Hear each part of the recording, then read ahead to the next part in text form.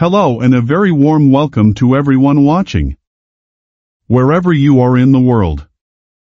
Before we dive into today's truly astonishing topic, I want to take a moment to send out a heartfelt wish to you and your loved ones. In these times, health is our greatest wealth, so I genuinely hope this video finds you in the best of health, surrounded by happiness and peace. Thank you for choosing to spend your precious time here with me today. Let's learn something incredible together. Now, imagine walking through a dense, steamy rainforest in Sumatra. The air is thick and humid, filled with the usual chorus of buzzing insects and chattering animals. You push through a large, leafy plant, and suddenly, the air changes. A new, overpowering odor cuts through the jungle's scent. It's not the smell of damp earth or fragrant flowers. It's something far more shocking, something you'd associate with a tragic accident on the road, something deeply unsettling. It's the thick, heavy, and unmistakable stench of rotting flesh. Your first instinct might be to turn and run, to find the source of this deathly smell and get far away from it. But if you were to follow your nose, you wouldn't find a dead animal. Instead, you'd be met with one of the most spectacular and deceptive performances in the entire natural world. You'd find a magnificent, towering flower, a deep maroon color, unfolding its petals to the world. This is the corpse flower, and it has just begun its grand, stinky opera. This isn't a sign of decay or death, it's a brilliant, intricate strategy for life and reproduction, a masterpiece of evolution that uses one of the most repulsive smells on Earth to create its own future. The plant we're talking about is scientifically known as Amorphophallus titanum, which literally translates from Latin to giant misshapen penis, a name that certainly grabs attention but doesn't quite capture its full mystique. It's more poetically, and commonly, called the titanarum or, of course, the corpse flower. It's a rare and remarkable plant that hails from the equatorial rainforests of Sumatra, Indonesia. What makes it so famous, besides its immense size, it can grow over 10 feet tall, is its inflorescence. Now, that's a fancy botany word that simply means a cluster of flowers arranged on a stem. But this is no ordinary cluster. The corpse flower's inflorescence is a complex structure consisting of a tall, central spike called the spadix, which is wrapped at its base by a frilly, petal-like leaf called the spatha.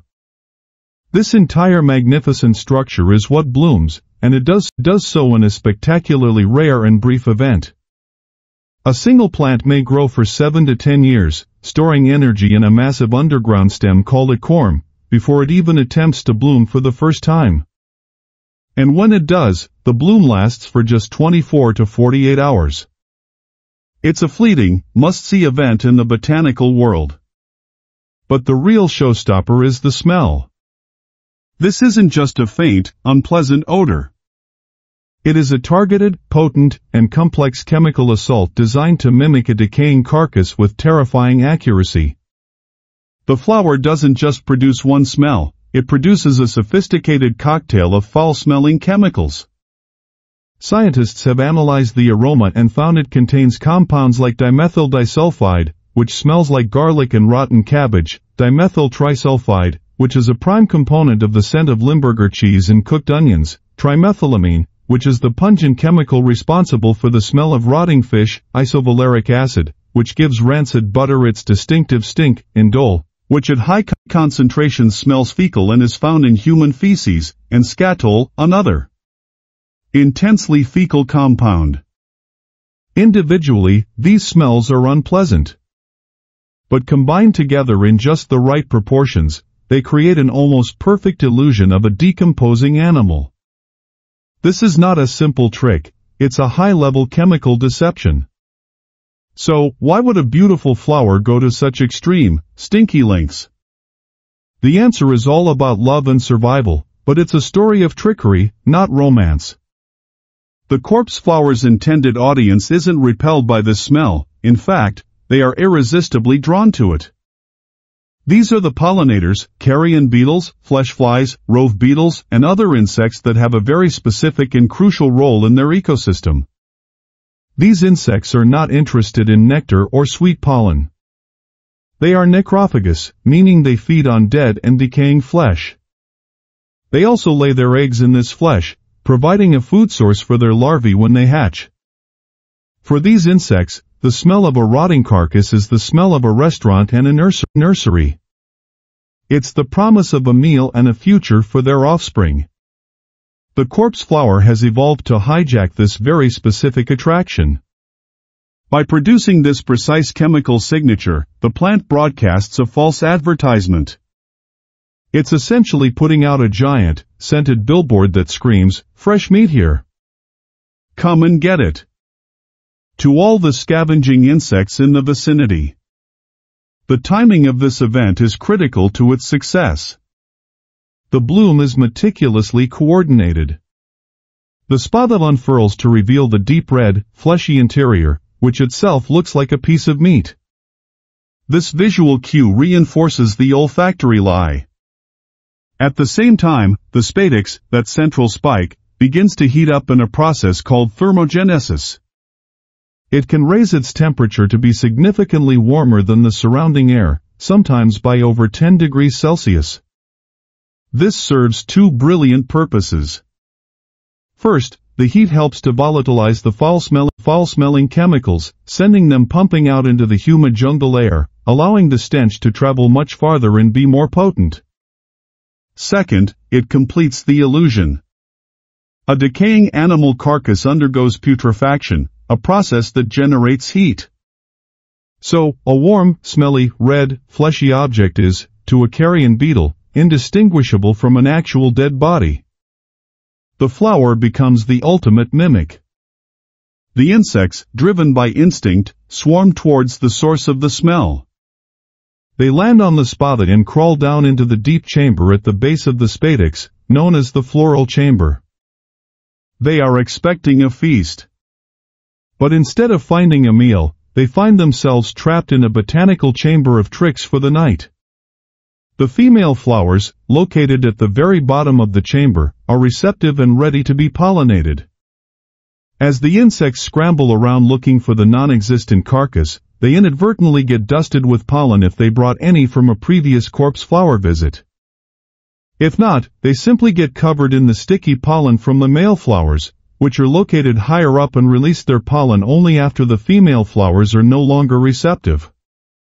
This prevents self-pollination and ensures genetic diversity.